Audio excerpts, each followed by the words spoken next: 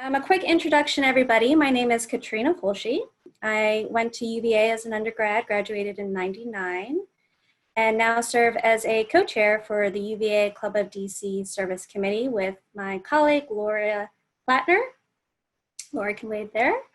We're so happy to kind of relaunch our Activist Lit program. Basically, it is a program just started this year where we pick a book that discusses a social issue. For example, we Fed an Island by Jose Andres and Moment of Lift by Melinda Gates earlier this year. So basically gathering who's to read the book and have a great discussion. And thankfully in the pandemic, this also transfers to a great online format. So again, we're happy to have you here, whether you're in the DC area or not. Fantastic to have you come on board. So just to give you a quick agenda of what the plan is for today. So depending on the number of people we have join the session, the idea is that we will do separate breakout sessions just to ensure that we can kind of give people the opportunity to really engage and talk. But then we do want to bring it back to the group at the end and share some of the insights and discussion topics that have come up. So a couple of ground rules. Again, I think we're all familiar with Zoom, so I apologize if this is repetitive with what you already know. But a couple of features just to make sure you're aware of. The raise hand feature is how the moderators are going to kind of keep track of who'd like to contribute to the discussion. But also feel free to use the chat box and kind of type in your topics or let people know that you have something to contribute. The other thing is, if we do go to breakout rooms, we would like someone to kind of serve as a reporter to, when we bring it back into the larger group, they can share their insights. And I think that was it for the ground rules. Again, if you have any questions, the other person that's on the call and kind of serving as our tech guy as well is Michael Goetz. Michael Getz. Yes, sorry. So no worries, yeah. My last name gets butchered all the time. So. Yeah. So thank you, Michael, for joining us. Michael's a director on the UVA advancement team for engagement. So he works specifically with the DC Who's Club on an annual basis. So Michael will be here again. Feel free to either chat to Laura, Katrina, or Michael if you have any technical issues, and we'll keep monitoring the chat to make sure we can get to that. Okay. So glad to be here. Thanks for having this discussion tonight. Perfect. Okay, so I am very pleased to introduce Tony Arend. I got to know Tony very well when I worked in Georgetown's Office of Advancement myself. So as you can see here, he does have an impressive bio, but most importantly, he is a double who. Having received both his master's and PhD in foreign affairs from the university, and he served as a senior fellow at the Center for National Security Law at UVA School of Law. So obviously, he's a subject matter expert in international national security law and human rights. So I thought he would be a perfect person to spark a discussion on the issues that were brought up in Color of Law. And in particular, I first thought of him after hearing his eloquent remarks after, I don't know if you remember, Tony, you attended the Unite the Right rally in Charlottesville. He was so gracious to kind of come and speak at a UVA event that was held at the Martin Luther King Jr. Memorial the night following. So it's hard to believe that was almost 3 years ago this August, but I thought he would be a perfect person. So thank you again, Tony, for taking the time to join us for this discussion, and I'll hand it over to you. All right, Katrina, thank you very, very much. And Laura and Michael, it's a great pleasure to be here. And it's a pleasure to be here with so many alums of the University of Virginia, the university. The last time I was in a car driving myself was to Charlottesville. I was in Charlottesville in February of this year. Shows you how long it's been since I've driven a car. In February of this year to attend the retirement of Professor John Norton Moore.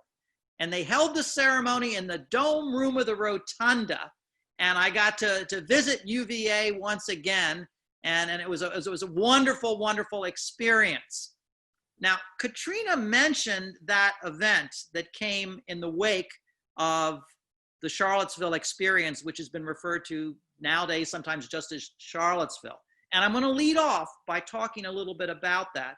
But before I do, let's find out a little bit more about everybody out there. So I know we've asked people to rename themselves, but what I want you to do is go into the chat, and I want you to indicate your year and what you studied. So just do it in the chat. So if I were to do it, I'd say Tony Arend, Master's 82, PhD 85, Foreign Affairs. So go do that. I want to see it all populate the chat. Hopefully everybody's able to do that. All right. Government history minor. Great. That's you, Katrina. Okay. Good. Law 95. English 79. Good. The rest of you guys out there. What else do we have? Double major, anthropology, American politics. Probably work with my friend Larry Sabato. 81 philosophy. We would have been there just about the same time. 2009 education. Pharmacology 94, nursing 94, PhD, nursing 07. Outstanding. Outstanding. Latin, Greek 98. That's great. We still got some folks out there. What about the rest of you guys? What else have you, what did you major in? Rhetorical communication skills 91. Okay. Somebody's saying Darden, biochemistry, biomedical engineering. Your daughter is there, is going to graduate in 23. That's outstanding. Mechanical engineering 94. All right, we're getting that's a good wide range of majors that people have in schools in which they studied. Now, I should confess, since Erica Noel, Curry School, 2001 daughter, I should confess that I first set foot on UVA in 1967. Now, I wasn't a student. It didn't take me from 67 to 82 to get a degree. That would have been a record. But my father was in the Curry School. He got his EDD, his doctorate in education, and I was in 4th grade. So my experience in Charlottesville was as a 4th grader at Burnley Moran Elementary School from 1967 to 1968. That's where I want to start. 1968. We had a house up in Maryland. So we rented a trailer, a mobile home, for a year while my father was taking courses off of Harris Street, not too far from the park. And my father and I were sitting in the trailer on April 4th, 1968, watching the news. And all of a sudden, we interrupt this program to bring you a special bulletin. The Reverend Dr. Martin Luther King has been shot in Memphis. And my father was distraught. He said, "Oh, I hope he doesn't die." And I didn't know who Martin Luther King was. I was in 4th grade. I learned. Fast forward, 2017. I watched on TV, as many people did, as neo-Nazis marched down the mall with tiki torches, stating anti-Semitic slogans. That was the same mall that pretty much all of us marched down the lawn, marched down when we got our degrees. And that struck me. In the heart of Mr. Jefferson's university, that these individuals would be desecrating our university. A few weeks later, a friend of mine said there's going to be a march. We're going to start at the Jefferson Memorial. We're going to go to the Martin Luther King Memorial, and then we're going to go to the Lincoln Memorial. And it's going to be a candlelit march of alums of the University of Virginia to basically demonstrate what Charlottesville is really about and what UVA is really about. So when I arrived, the organizer said, you know, I introduced myself, and he said, "Oh, when did you graduate?" And I said, "Well, I got my PhD in '85." And he said, "Well, you're the oldest person here." It's like, okay, swell. Would you say a few words? So I had the honor, and it was a humbling honor, of speaking at the Jefferson Memorial as this march was about to begin. And what I said at the time were the words of Thomas Jefferson. Thomas Jefferson is a complex person. I know at UVA he's revered, and rightly so, but he's a complex person. He was human. He had slaves.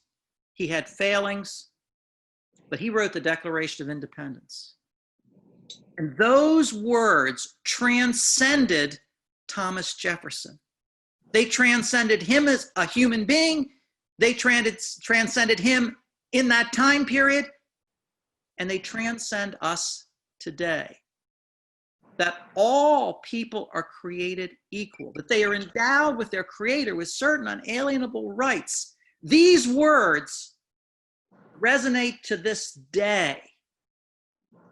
And as we look at this book, The Color of Law, I can't think of any other group that is best equipped to discuss the book.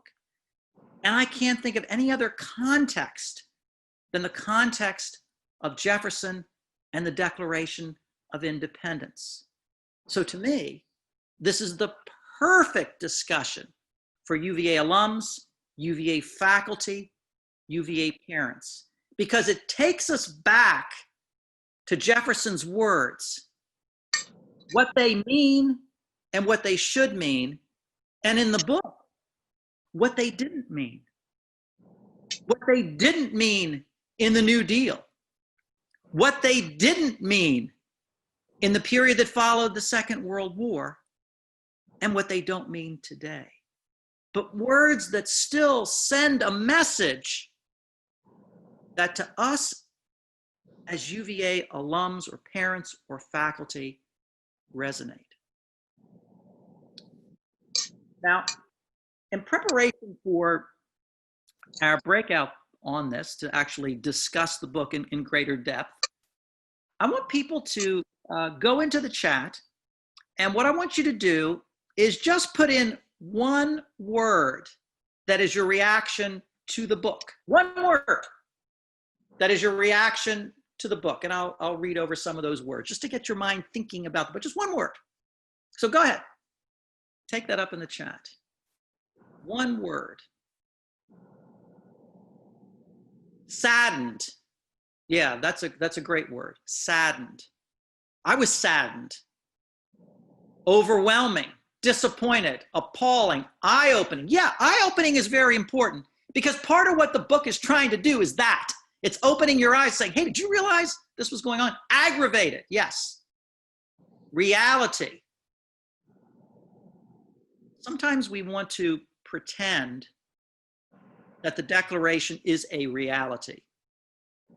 It isn't yet. What is so amazing about it is it can be, it aspires to be, it continues to be an aspiration, but it's not the reality, and the book demonstrates that very clearly. Other words. These are great. Saddening, saddened, disappointing, overwhelming, appalling, eye-opening, aggravating, reality. Anything else?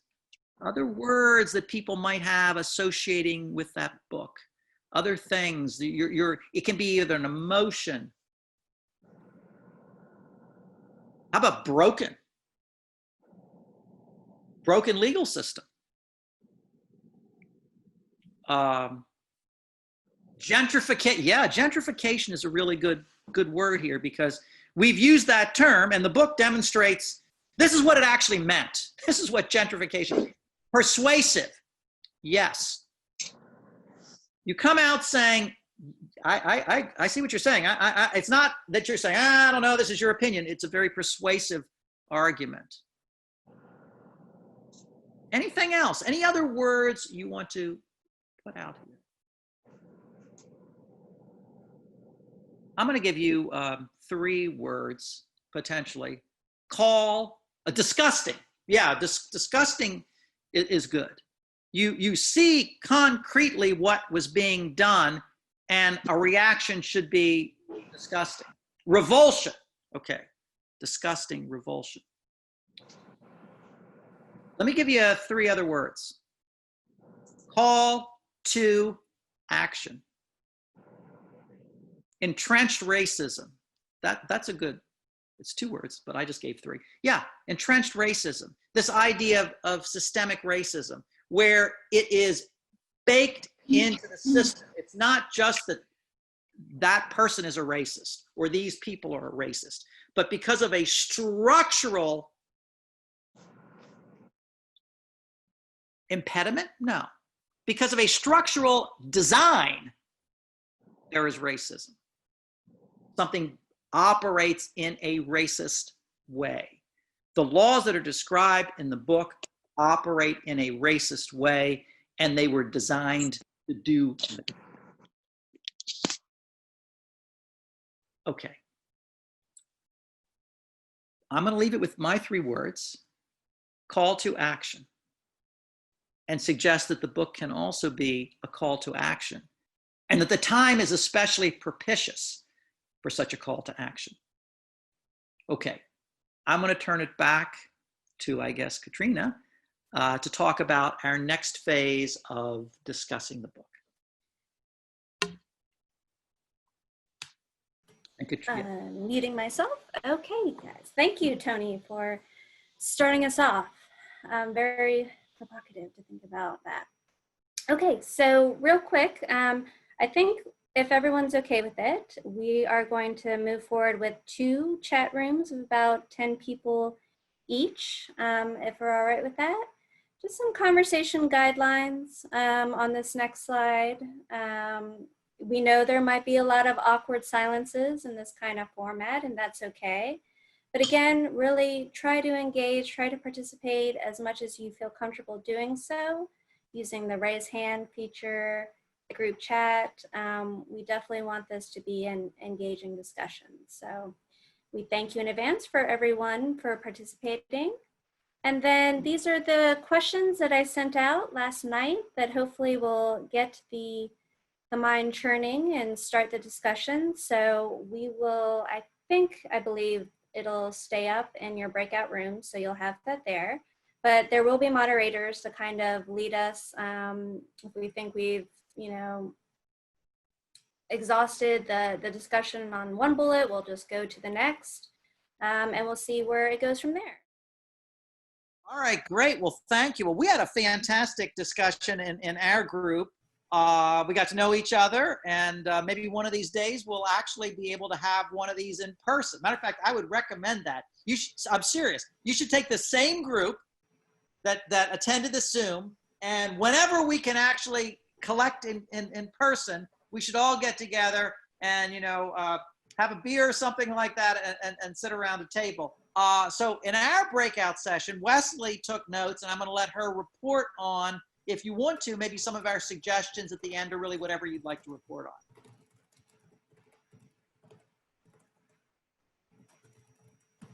So I will let you unmute yourself, Wesley.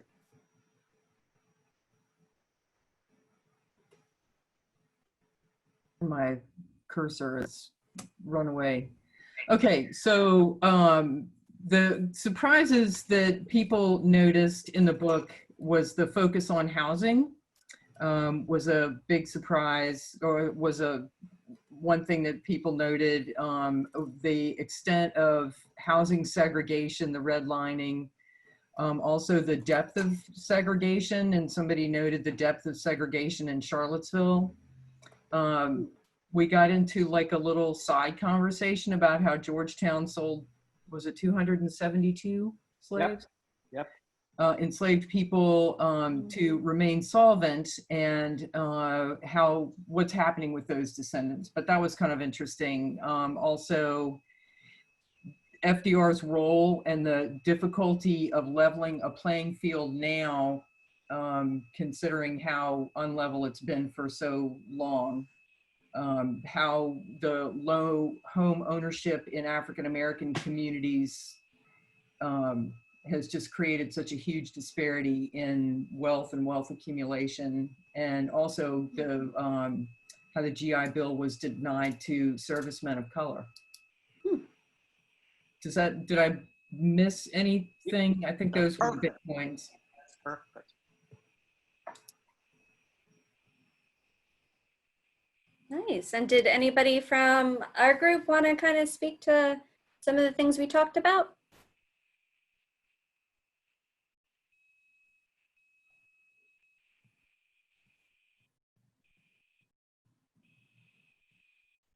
Can I pick on Noel and Eric because they're the only daddy-daughter duo? That's pretty cool. My experience at UVA, I think, has been wonderful and eye-opening. I think in elementary school and middle school and high school, I kind of got the sugar-coated version of history that everyone is used to. And I didn't learn about environmental racism until senior year. And then coming to UVA, my history classes right off the bat, they definitely delved into the really hard topics, and they looked at all of our history books and they said, okay, this is biased. These are the different things that each author was trying to get out of it, and this is what they wanted you to see. So we're going to delve into these topics and look at how institutionalized racism and prejudice have really manipulated these texts. So I was very excited and enlightened to learn about things like that.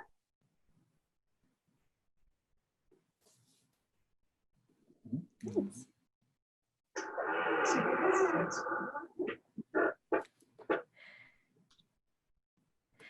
So Tony, did you guys have a chance to talk a little bit about the discussion about reparations and any of that in your group We talked a little bit about specifically what we can do as individuals. So it was kind of our takeaway. So we spent a little bit of time. So maybe Wesley would like to talk a little bit about some of the things that came at the very end of our discussion about what we can do ourselves and what sorts of things we should think about as we look at these challenges.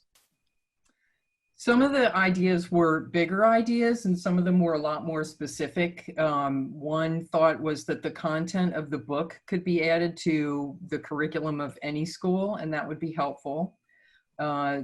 Another person in the group talked about where you can influence your own community, like being on the school board, working for candidates, working on the local level, writing letters to different local entities and talking to people, looking at other areas of baked-in inequalities.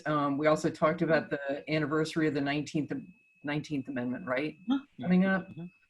Mm-hmm. And also gerrymandering and how big a deal gerrymandering is. I think my district, being in Charlottesville, and Dan, you might be able to back me up on this, is just this insane, crazy, it looks like a piece of spaghetti that is all funky.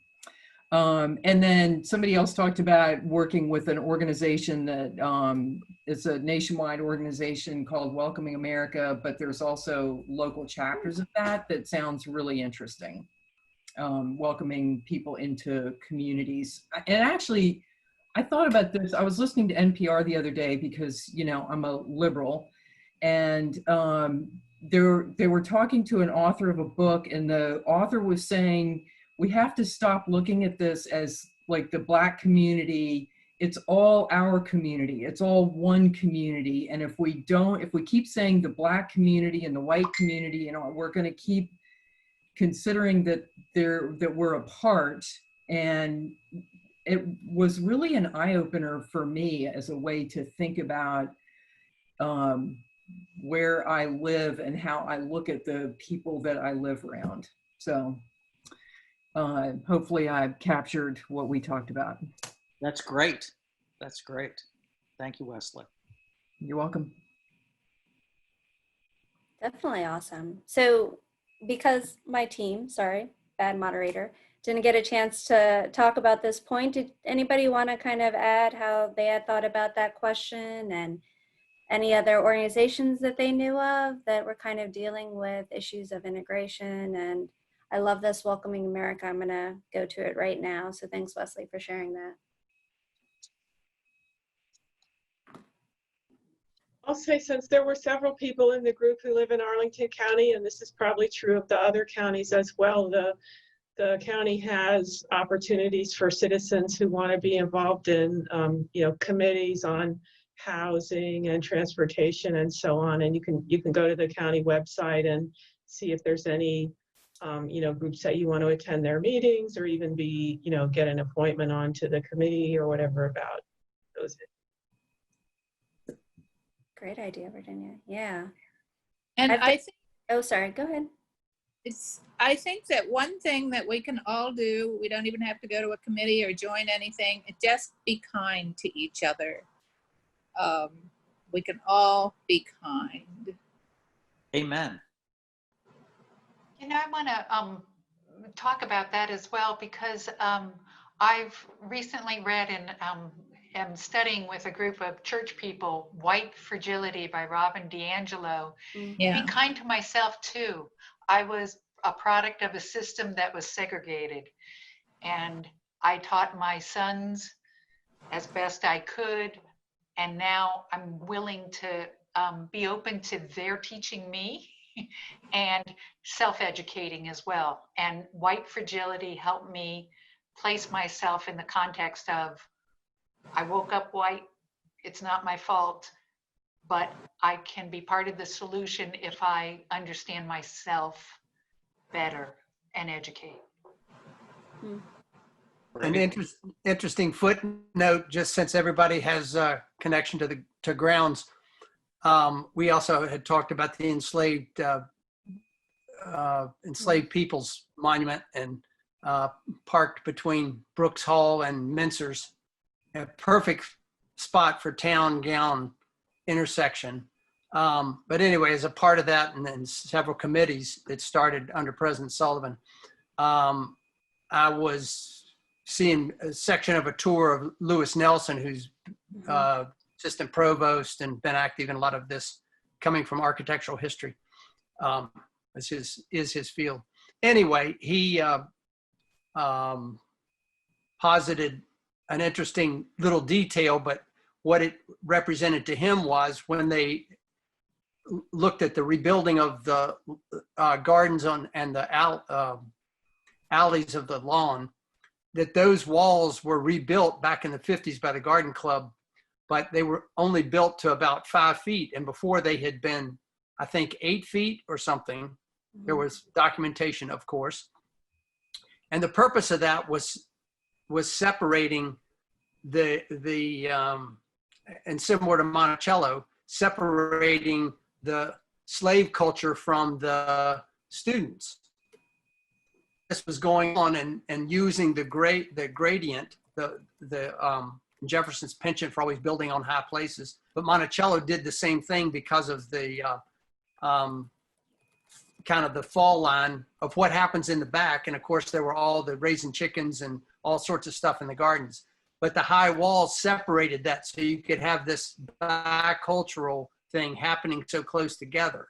And I've been on more lawn tours and given more than I can shake a stick at. But always these little things of attributing to Jefferson this awareness and a wrinkle, like the pavilions not being the same distance apart, but our eye makes them look that way. So it makes it look longer, whether you're looking up the lawn or down the lawn. Anyway, just that, again, an example of how culture and society and all this that's come to light with certain individuals with the research about enslaved peoples, again, areas of which stuff is so thoroughly baked in that falls right into white privilege and our awareness of what is right before the skeins in front of our eyes, one might say. Great.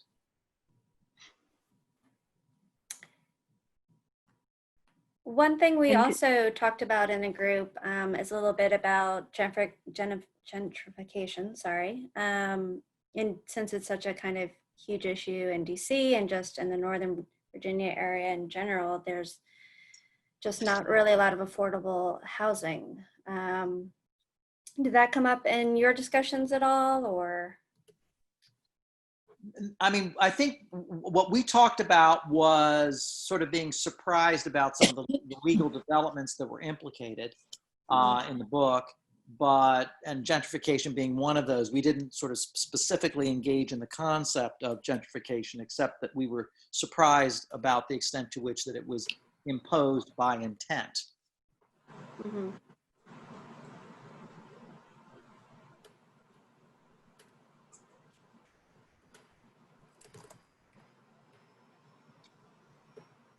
Is anyone missing a reunion this year? No. Well, I graduated in '85. Yeah, I guess it would have been a reunion. So next spring will be a lot of double headers. It'll be double reunions, double graduations, in all likelihood. And Fingers crossed. quite a busy social calendar that'll be rip snorting probably starting mid-February. Right. Let's But hope. if you do make it back to grounds, definitely, for Daniel's advice, check out that webinar or event that Professor Nelson usually does at Reunion, because that's another eye-opening thing about UVA that really isn't part of the U Guides tour. So yeah. All right, well, we're coming up to an hour and a half, and I really want to thank everyone for their engagement and their participation. A lot of really interesting points shared, and a big thanks to Tony for taking Thank you. some time to come talk with us. Any last thoughts before we sign off? And then I did want to share this with you. Hopefully you can kind of see my screen. So as I mentioned, this is a program that we want to take online during the pandemic. So since you guys signed up for this event, hopefully we'll include you in further invitations. You can always unsubscribe if you're not interested. And if you have any kind of book suggestions, perhaps, you know, talking about voting, and is obviously very relevant coming up in November, voting rights. There's a great book that's passing my, I think the author is Carol Brown, maybe? Does that ring a bell to anybody? Anyways, I'll figure out what it is. But if you have any suggestions for additional books, let us know. I also wanted to just let people know that President Jim Ryan has appointed a committee called the Racial Equity Task Force that they are looking to collect feedback from members of the community, parents, alumni, staff, faculty, everyone. So you can go to this website here, racialequity.virginia.edu, to kind of learn more about what they're doing and submit any feedback through an online form. Laura and I would always love to have more people involved in the service committee. If you're in this area and would like to be part of planning events that are focused on community service, just give us an email, or you have my email hopefully in your inboxes, so you can reach out to me directly. And then the other thing I wanted to do is just pull some local DMV area kind of organizations up for you guys, so that you have some examples of nonprofits or organizations in our area that are kind of taking on these housing issues and other kind of issues of systemic racism in DC. So you can go to those sites, learn more, donate, volunteer, and stay engaged in kind of following up where Richard Rothstein left us. So any final thoughts or questions or comments before we all say goodbye? Yeah, I have one last maybe, you know, comment to make, kind of going off what Daniel was saying earlier about, you know, the design of UVA and the walls and stuff, and just to recognize that we can always be learning, and change is not always a bad thing. A lot of times it's very much a good thing. And if anyone I'm a huge basketball fan. So I've been following everything with our new logo, and how the serpentine walls in the gardens at UVA were actually seen as racist and was part of our new logo on the handles of the sabers. And I know they've gone back to the drawing board to make sure they got rid of that prior to debuting, obviously, the new uniforms and the new swag that we can pick up. So I think that's just a thought to show, hey, we don't know everything. And it's always great to learn and continue to learn and make changes based off of what we know. Perfect. Great. All right. Katrina, just a very practical request. If you could share that last slide by email, Definitely. that'd be great. Yeah, thanks. I will do. Mhm. Thank you guys for coming. Really appreciate your time. Thank you very much. Thank you so much. Thank you.